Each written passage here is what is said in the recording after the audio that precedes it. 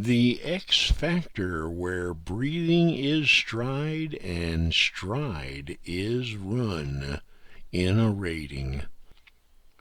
Partner up with the racetrack insiders. You can see what they're doing. They can't see what you are doing. That's the key. Time for the latest daily blast from Ability X Ratings about Ability X Ratings. And this is the website where you can find some information on the latest ebook on Ability X Ratings that is being published as a special edition because it includes how to make Ability X Ratings in the privacy of your own home yourself. And of course, it's a very quick process, but it's a little different process from just buying the published daily ratings. And that's because you're able to see a bit of the regular past performance lines as you make Ability X ratings for each horse's particular race in the last race. So some people that have been making their own ratings for years have told me this actually helps them to see the more likely winner a lot of times. It helps them to bet when the chances of winning are good and when the odds are in their favor, and also not betting when that doesn't exist, and when perhaps the better decision is not to bet at all. And we're going to take a look at how that comes into play and possibly the effect of that on the races from the weekend at Los Alamitos. And this is Saturday, the races for Saturday, where, here we go, get that more in the frame. But wasn't a fantastic day Friday, and perhaps the best race of the day for betting purposes actually happened here in the 9th race.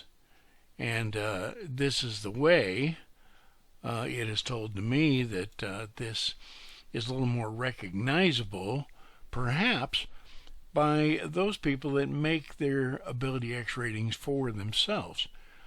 There aren't a whole lot of them, but there are a few that have been doing it for many years. And of course, I always keep track of who's doing better on the betting decisions in general. These people or the people that just get the published ratings and go from that.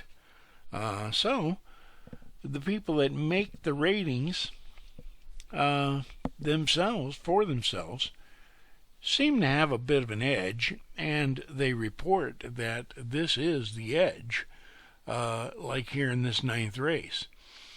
They tell me that this number 8, who is the Ability X Ratings key horse for the race, was pretty recognizable to them as a more likely winner. And of course it is the lowest Ability X rating of the bunch, but very, very low early speed for a sprint distance, and this distance is 6 furlongs. But this rating is also very close to world champion type of a rating for 6 furlongs also, even though the early speed is a bit slow at first glance. But these people tell me the thing of it is they're able to bet number 8 to win with confidence, even after perhaps passing all of the previous 8 races on the day. And not only are they able to step forward with confidence and bet number 8 to win, they're also, in a case like this, able to put number 8 on top of 5 other horses to keep it a win bet in a superfecta. 5 horses for second, 5 horses for third, 5 horses for fourth. And that bet on the $1 superfecta level is about $60, I believe. And in this case, that bet pays $2,156.80. Not bad.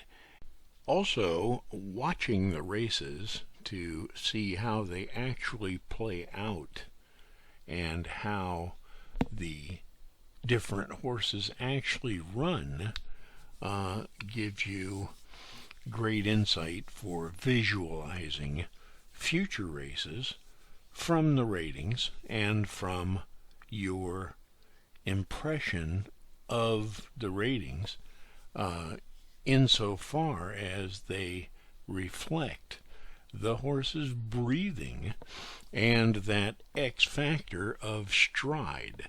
So that's another part that you want to feed into your head by watching races. Favoritism with number 5, Miss Alegria, 7-5. Drawn right in the middle of the field of 9. Racing! Miss Alegria, one of the first to show. Luxury Liner and Sweet Soulmate are going fast from opposite ends of the line, and Flat Out Joy's within a couple of lengths of the early speed. Then comes On Deck, followed by Take a Leap and Vela. Brittle and New is a long way back, and Bossy Soul trails at the half-mile pole. It's Luxury Liner in front from Sweet Soulmate, and Flat Out Joy third on the inside. On Deck improving smoothly to fourth in front of Miss Alegria. And then comes Vela together with Take a Leap. Brittle and New second last, 10 off the lead. 3 clear of Bossy Soul, 3/8 left to go. And Luxury Liner gets the mid-race company of Sweet Soulmate. On Deck's been coming into it nicely, is within a length of the top 2 out wide on the swing for home. Several lengths to Flat Out Joy fourth. Vela next on the inside. As they come past the 3/16 pole, Sweet Soulmate confronted by On Deck. They move clear of Luxury Liner. Then Flat Out Joy, Brittle and New coming home well on the inside. Take a Leap is out.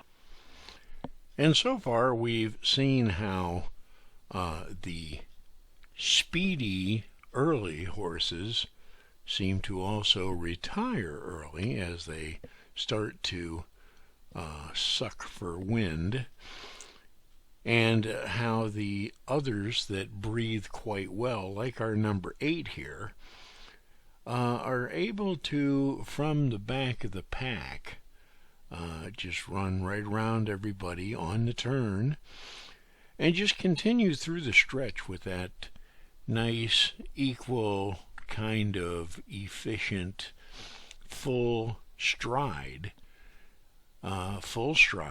because they are breathing easily and they are running under their own power.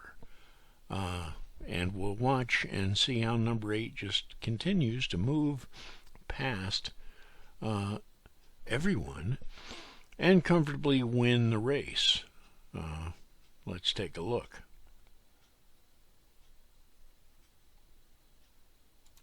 Wider, but it's On Deck who heads off Sweet Soulmate in the concluding stages, and On Deck races away to convincingly defeat Sweet Soulmate, Brittle and New. And what more can we ask for?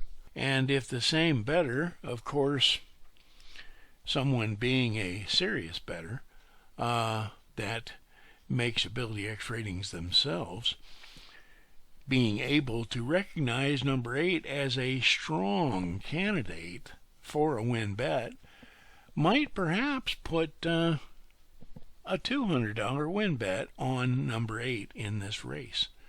And that would bring back $1,700 on that bet.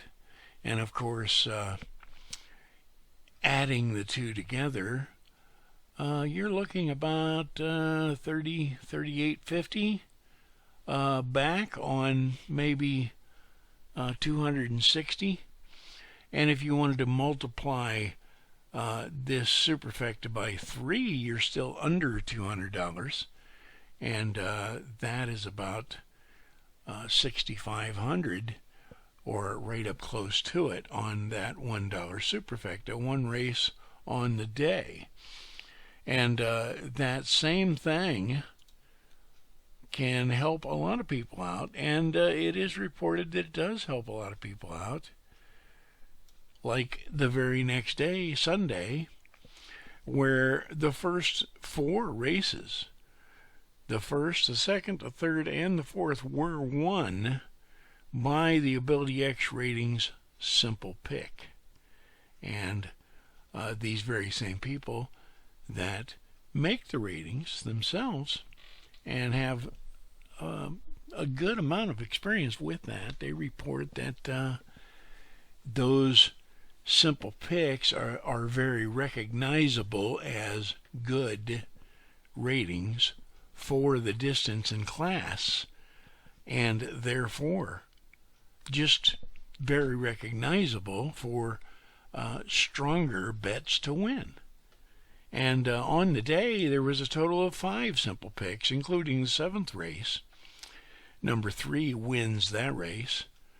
And then I believe there were 2 key horses that won on the day. So that's a total of 7 out of 9 races. So Sunday was the day where those looking for the better race to bet perhaps spent more time betting and cashing and less time passing and going for ice cream cones, which is all good. It's all good in the horse racing game. And that is one of the ways that you can learn to be very efficient and a quite capable and confident bettor if you're making Ability X ratings yourself with this method that is going to be laid out in this book, Winning a Living, the special edition that includes how to make Ability X ratings. And that is going to be available probably within days, but I'm looking to get 100 copies out there by the Breeders' Cup, which is early November, the first few days of November. And that's still, let's see, 6-7 weeks off, I guess, at this point. So order yours today. That edition where you can make Ability X ratings is going to be available and is available for $240, which is the same as a yearly subscription to Ability X ratings for one track. And of course that'll enable you to make ratings for several tracks if that's what you like to do, and ferret out the best bets from several tracks, which is very doable when you're making Ability X ratings yourself. And of course the daily, weekly, 3-day weekender, and the yearly subscription are going to end as 2021 ends. And I also want to point out that here is the URL for this particular page, and that wraps up our daily blast for today, and I hope to see you again for the next one. Thank you very much.